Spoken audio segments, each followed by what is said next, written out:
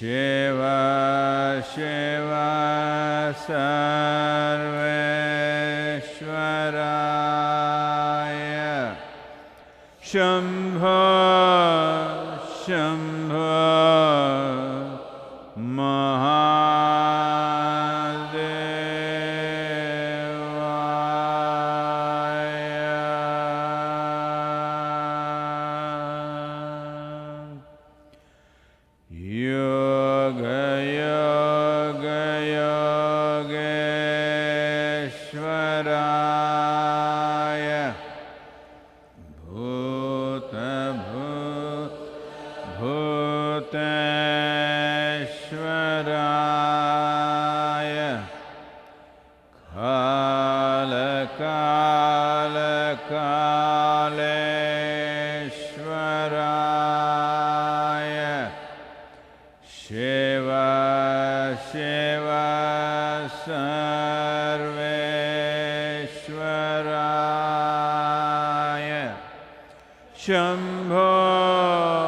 Shambha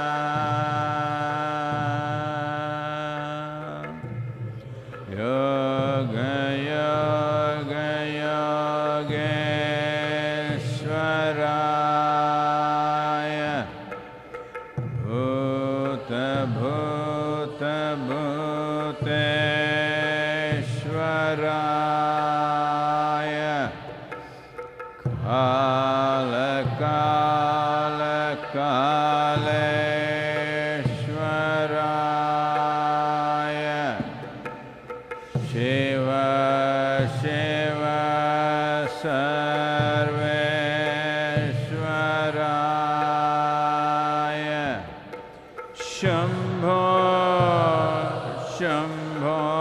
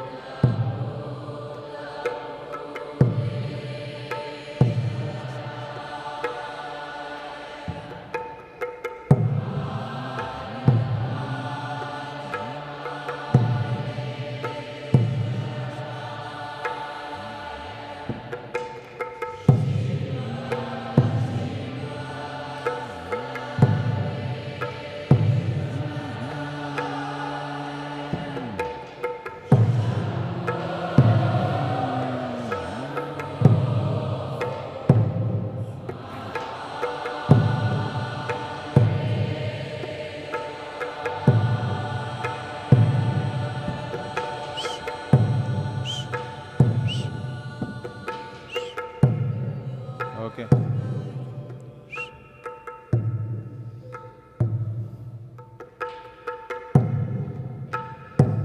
Just sit still.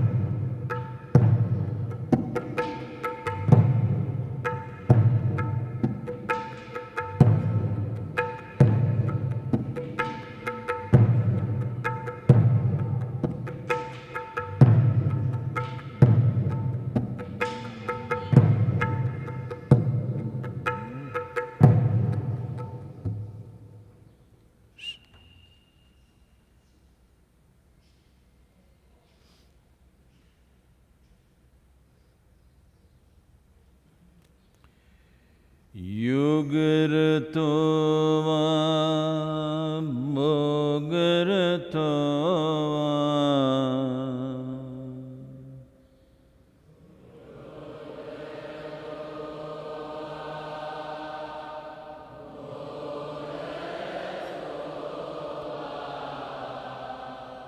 Sangarato va sangavina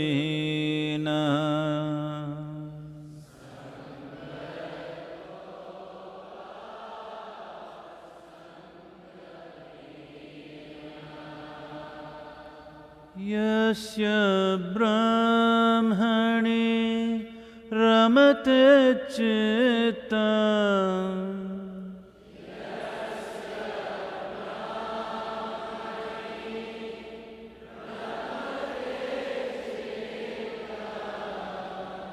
Yasya brahmani ramate chitta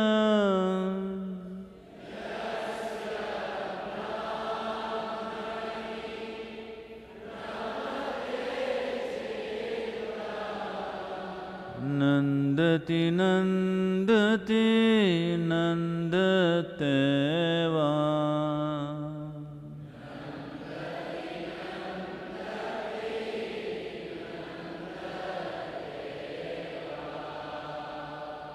Nandati nandati nandateva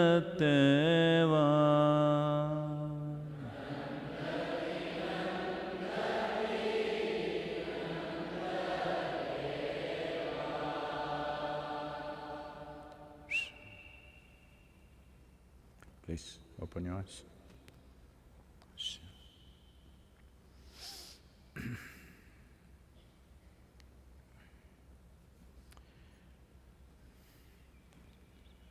Namaskaram to all of you, wherever you are. Well,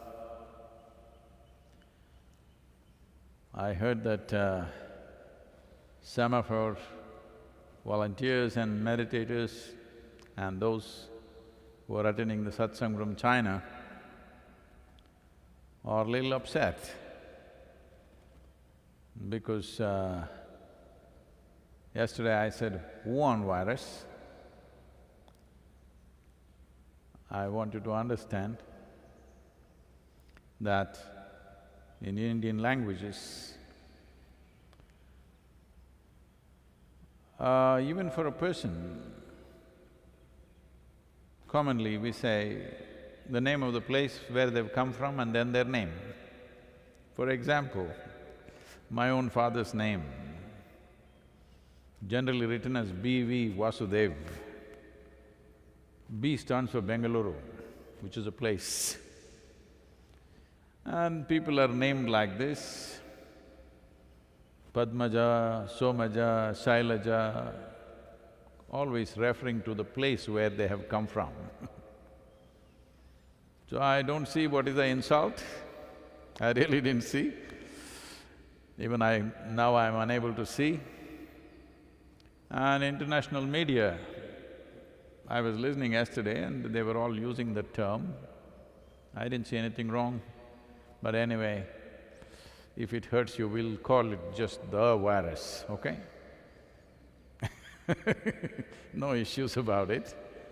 I don't know what political and other kinds of issues are hidden behind it, but it is normal for us to refer to something from where it comes from. So, I think it's quite normal everywhere, particularly in Indian languages, to do that. Anyway, well, the world has crossed, unfortunately, over 30,000 fatalities in the world. And the numbers are building up. Many countries moving towards 1,000 fatalities a day. In spite of lockdowns, emergency hospitals being set up everywhere, in spite of that, it is happening. United States is also moving towards pretty aggressively spreading over 100,000 people infected. Deaths are also beginning to happen. India is still doing okay, but I think the effectiveness of it is because of district-wise blockade that the administration is doing. Fortunately, largely people also cooperating. But there's one problem, that from major cities, the workers who had come from villages, rural India, to work in cities, they have become desperate to go back to their homes because it's largely male population which comes like this. They usually have a small piece of land at home or in the village. When they're out for 6 to 8 months working in a city, women tend to the land and they go and come. But now when they know there is no work and there is a risk to life and they don't know what's happening to their families, so an exodus of labor from cities to villages is happening.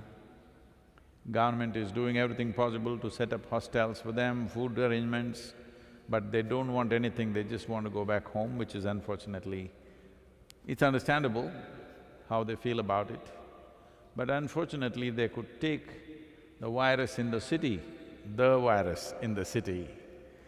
to rural India, where right now rural India doesn't have much or almost nil presence of virus in rural India, but this migrant labor could take it. In southern India, except Kerala, is largely in control. It's not rising, the blockade or the lockdown has been effective. But the challenge is the coming 1 week to 10 days, we must see what happens in India. It all depends what we do, every one of us. Because there is a problem in human mind, as days pass by, nothing happened, they will become complacent. Nothing happened means what? You want people around you to fall dead? Is that something happening? Nothing happened means everybody is well. It is not a time to become complacent. It is not a time to relax the basic mode of behavior that we have set for everybody. Please, let's hold this.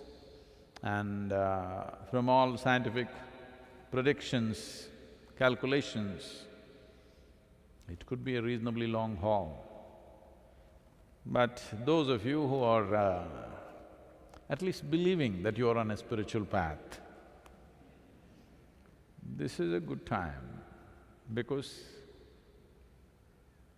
in today's world where there is such an onslaught of sounds and colors and visuals upon our senses. In the sense, if you were here 100 years ago, well, you saw greenery around you, brown earth, blue sky. If you had to see anything more dramatic, you had to wait for the sunset or get up early and wait for the sunrise. Rest of the day, this is all it was. Now it's not like that. If you turn on your television, colors are going on all the time, or if you just open your phone, whole cosmos is happening there, or just about anything that you want to see is there. So the amount of visual input and the audio input is so heavy today that turning inward looks like a very remote thing for most people.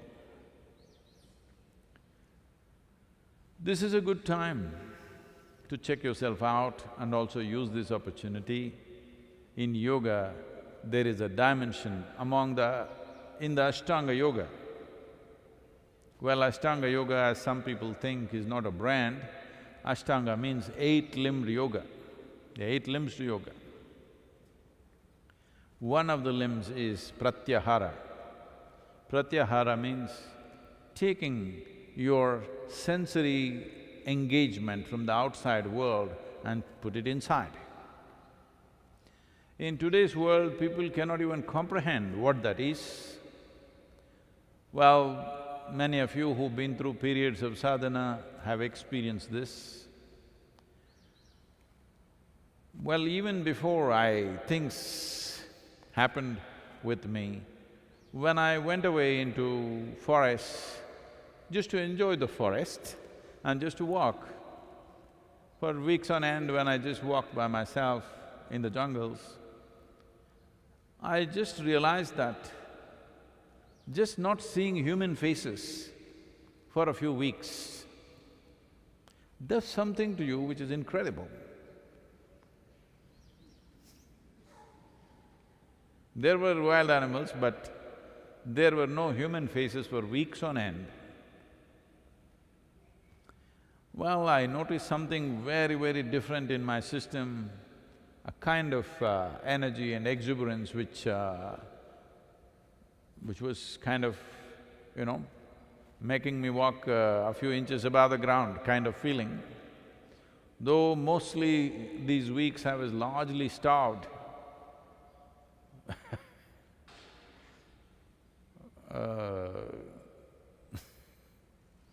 No, I'm just laughing at the pains of hunger now because they're very painful.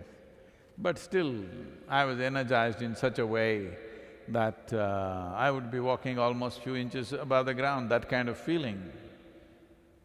And I realized it is… when I look at trees, animals, the engagement was one kind, it's just looking at it, appreciating it, or simply looking at it for what it is. But when you look at human faces, knowingly, unknowingly, there is a certain amount of transaction happening. Like, dislike, approval, disapproval, so many things are happening, you don't even have to participate in it. If you just look at someone, it just happens. So it is from then that I started kind of closing my eyes more and more, because if I just close my eyes for hours on end in a day, consciously closing your eyes, not sleeping,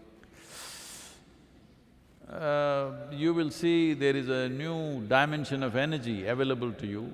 This is what pratyahara means, that you took away the sensory engagement with the world and turned it inward. This is a good time, if you're willing, wherever you are, to experiment with this, that if not the whole day, let's say 6 hours a day or 12 hours a day or whatever is possible for you. You can even start with 1 hour or 2 hours, just keeping your eyes closed, not looking at anything. Initially, your mind may go all over the place, it's okay, don't try to control it, let it go wherever it wants. I want you to understand it doesn't go anywhere, it's just replaying old stuff. Oh, my mind will go somewhere. No, your mind doesn't go anywhere. This is the illusion you have to break, that you believe your mind is going somewhere, which means you're misunderstanding psychological process for an existential reality. Psychological process is just made up by you playing your own stupid, badly directed cinema and believing it's true. This is a good time. It's a good time that you try to do this in a day, a certain amount of time, whatever that is. You close your eyes and sit. But something happened, somebody made some noise, somebody did something. Okay, not like that. Especially when you think something important is happening, you must close your eyes. Yes. Because engagement with the world has to become conscious, that's all. If engagement with the world is conscious, however much you are engaged with the world, it doesn't leave you, disturbed or freaked out. When your engagement is compulsive and reactionary, then you will see smallest things are throwing people off. Most human beings just earning a living, raising a family, dying one day. For this, how much turmoil people are going through is unbelievable. It's not even fair. Just to do simple things that every other creature is doing. Right now, look at the sparrows. Evening family affairs they're settling with a bird brain. But they're managing it in their own way. For this, human beings are with such a big brain, freaking out. This is because their engagement with the world is compulsive, not conscious. This is a good time for you to experiment with this, that you bring some pratyahara into your life. Wherever you are, whoever you are, it doesn't matter, you don't need any training. Just sit with eyes closed. It's all right, mind is running away, let it run. Don't try to stop it, because there are no brakes on it. All the three pedals are throttle, whichever way you touch it, it'll only run faster. So don't do anything, it will run. It will run because it has a certain karmic momentum. If you just leave it for some time without tending to it, it will slow down and it will stop. Do not worry about stopping the mind, not stopping the mind. All I am saying is, do not engage with the outside world for whatever number of hours that you can. Start with an hour, push it to 6 to 12 hours a day. You will see, you will have the necessary energy to hit the peaks. Right now, the biggest problem why human beings are not able to become blissful and exuberant within themselves is lack of energy. If they're joyful for 3 minutes, then they will sink like that. Actually, there are sayings like this in the society. Socially, people believe that if you become very exuberantly joyful today, tomorrow you will be miserable. It is generally said in the society. Don't be so happy because tomorrow you will become miserable. Because their batteries are like that today if they're very exuberant, tomorrow it'll become depressed. So, pratyahara is a key element to create that kind of an energy system which can take any experience of life in its stride and doesn't put you down. Good time to turn to pratyahara.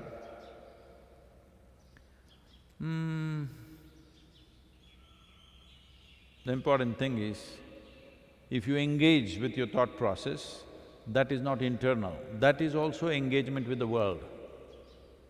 No, I did not look at anybody's face, I was just thinking. This is also engagement with the world because your thought doesn't belong to you. The content of the thought is all from outside. You're running a private world in your head, but there is no private world. Existentially, there is only one world, you either live in it or you don't. Your private world is a madhouse that you made up. Sometimes, of course, it gives you some pleasure, but living in an illusory, made-up world is not going to last for long. Especially if you know, people are always saying, I got disillusioned. This is my blessing, you must get disillusioned as quickly as possible. Because disillusion means all your illusions got destroyed. Should this not happen at the very beginning of life? It should happen at the earliest time, that all your illusions fell apart. My blessing is, may you live in the majestic beauty of this creation, not in your own illusion, however sweet it looks right now. Please, question. Sadhguru, the first question is from Giordano. Namaskaram, Sadhguru. Where is he from? Can we ask or no? Is not mentioned, Sadhguru. Okay. Social media question. Okay, we cannot ask him because we cannot say where they came from. If living here as a yogi is so ecstatic and blissful, why would one want to escape the cycles of rebirth?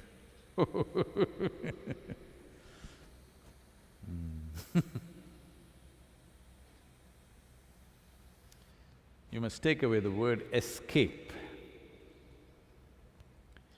Well, I'm asking all of you, I'm sure every one of you have been to school. Well, for some of you, school might not have been a pleasant experience, but for many, school was a good experience, especially those of you who didn't care to learn much or come first and things like that. You just enjoyed the company of your friends and play and fun and whatever. School was a good experience.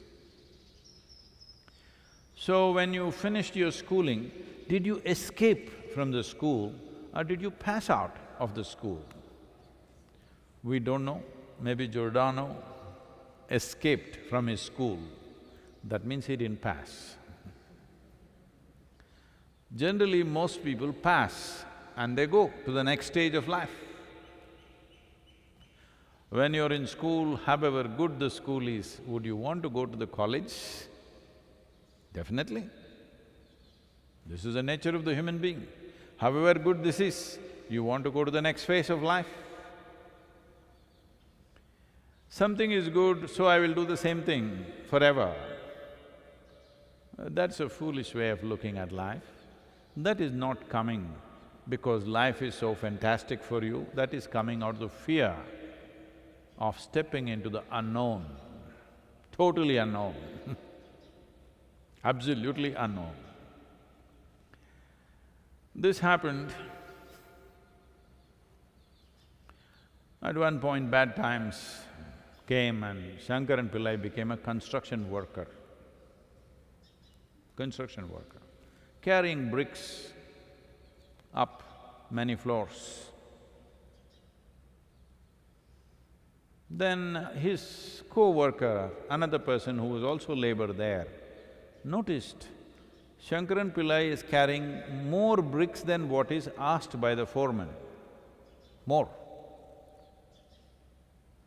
Everybody is carrying 8 bricks, Shankaran Pillai is carrying 12 bricks. So, 8 bricks itself is quite heavy and you're going up many floors. When they go there, they just throw it down and come. The pleasure is coming down empty-handed.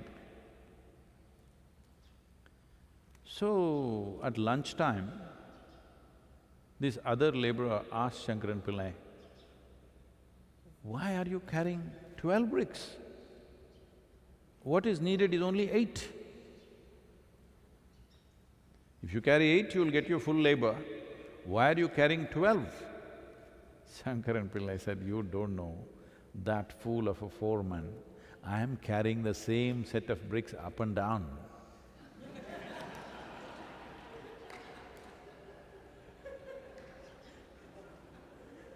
Brilliant. So, there are many people like this, they're carrying on with the same stuff up and down, punarapi jananam, punarapi maranam, going on and on. This is happening simply because life is compassionate, creation is compassionate. It sets screens for your memory. If these screens are broken, you will be so miserable right now. If you realize you've been doing the same stupid stuff 100 times over and still you're doing the same thing with the same misunderstandings, you will want to kick yourself. So, one who has broken these screens and not become miserable because of that, this is why opening up one's memory beyond the present realm of experience first needs a very strong psychological foundation, not spiritual, psychological foundation. Because if you don't have a very stable psychological foundation, if the screens of memory break, people will have a shattered mind. When people are struggling with one lifetime of experience, not even lived fully, by the time they're 30, they're struggling with their emotions, their thoughts, their memories and they're miserable. Suppose you open up 3 lifetimes of memory, you believe these people can handle it? They'll go totally off. So, because of this, life's compassion, creation's compassion is holding memory blocks separately. So you don't realize you're doing the same thing again and again. It doesn't matter how beautiful, exuberant, wonderful it is, if you repeat the same thing over and over again. I'll do one thing, whatever is your favorite music, I will play it, not here, I will play it in your mind, non-stop, next 21 days. With this fantastic music, you will go crazy because it's playing non-stop. So anybody who realizes the same things are going cyclical again and again will naturally want to break the cycle. It is not you're trying to escape. You have found a stairway to something beyond. If you leave one phase of life and go to another phase of life, that is not called an escape, that is called a promotion or liberation.